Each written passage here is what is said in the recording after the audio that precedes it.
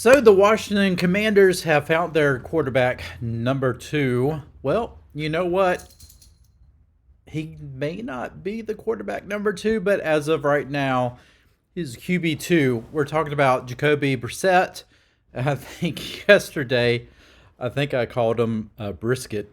Yeah, sorry about that. I was probably extremely hungry, but Jacoby Brissett, the Washington Commanders jumped on him at 4 p.m., the start of free agency yesterday. And so we have our QB2 to compete with Sam Howell.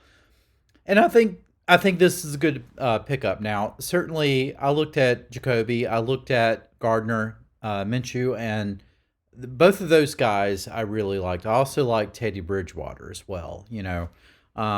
I always kind of felt that those three guys would be good, solid guys for a backup position. And haven't seen that. I think Brissett is a very good, solid guy who's gotten some good playing time in. He's going to win you a few games. He puts up decent numbers.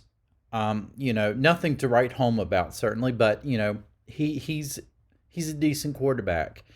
And I think he fits the scheme of what the Washington Commanders are going to try to do, what Eric Bieniemy is going to try to do. And I think he's going to help Sam Howell out a lot. He's a great locker room guy. I mean, what more do you need, right? So I'm happy with that. I'm really happy with Brissett. And also I'm happy with the fact that the Commanders are trying to bring back and re-sign a lot of our players that we need to re-sign. Certainly we tendered Reeves. We brought back Dane Johnson. We've brought back Forrest. I know a lot of people are not excited about David Mayo, but we did bring him back. List goes on and on. We're keeping the band back together. Of course, Deron Payne with his big extension there. I mean, the Commanders are doing what they're trying to do. We still, as of the recording of this video, I know that there's still been some rumors I've talked about in the last couple of videos about Austin Eckler.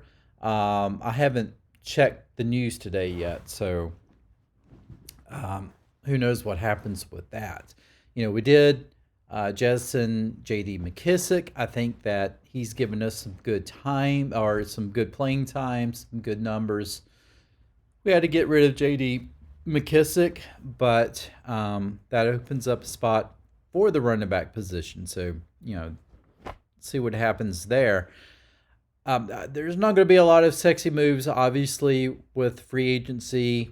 And some fans are looking at what's going on with other teams, how they're restructuring other players and making room to sign these big name players. And, you have some fans who are like, why can't we do that? It's always grass is greener on the other side. Why is it that these other teams can restructure and sign these big name players and Washington is not doing that? Well, I mean, folks, we still got the draft to go. Let's see what happens with the draft. You got to be able to sign your rookies, and we just got started in free agency. And it seems like we tend to be able to find the diamonds in the rough. I mean, we had some pretty good pickups with some of our guys here. And so I have faith that we're finding good, decent guys.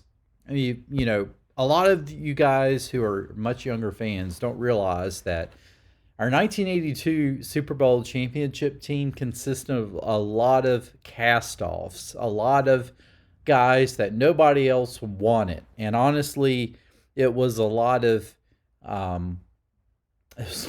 players that, quite frankly, Jack Kent Cook looked at Bobby Beathard and was about ready to fire him because he's not going out and getting all these brand name players. He's getting all these latter round guys and cast off from other teams, and he's like, what in the world are you doing? Why are you going out and getting these guys like Dave Butts and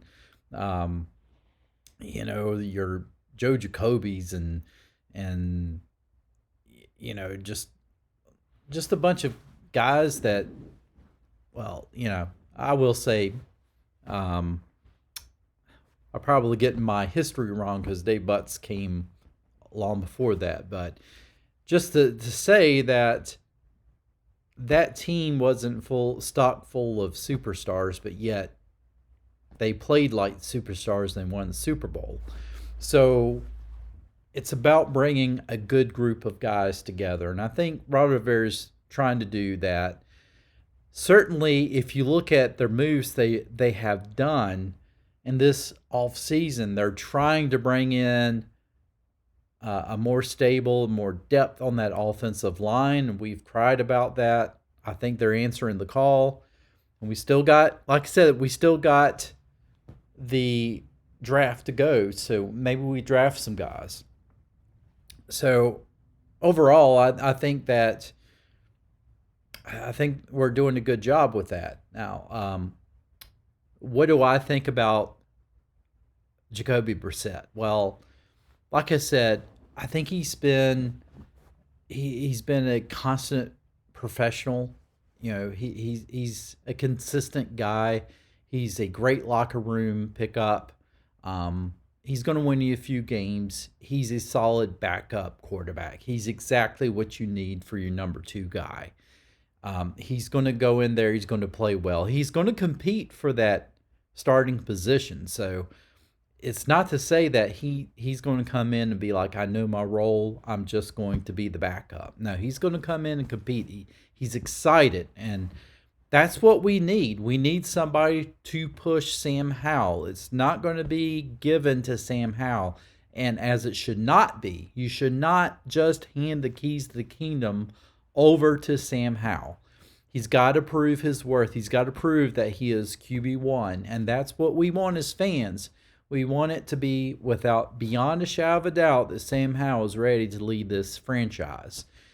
Because come game one, if he is that guy, and you have a guy like Brissett backing him up, then we've got a solid position there at quarterback, and that is really going to be something that's going to help us down the road. Folks, let me know what you think in the comments section below about Brissett. I know it's not a sexy move. A lot of the moves that Washington has made has not been the best, sexiest moves unless you count Deron Payne. Oh, D-Payne, man. That's been a great move, and that's been one that has really surprised me, but I'm so happy that we at least have him back. I'll be back for more once I hear more, and you folks take care. Have a great day. Hey, you stayed until the very end. Thank you so much. Watch another one right now.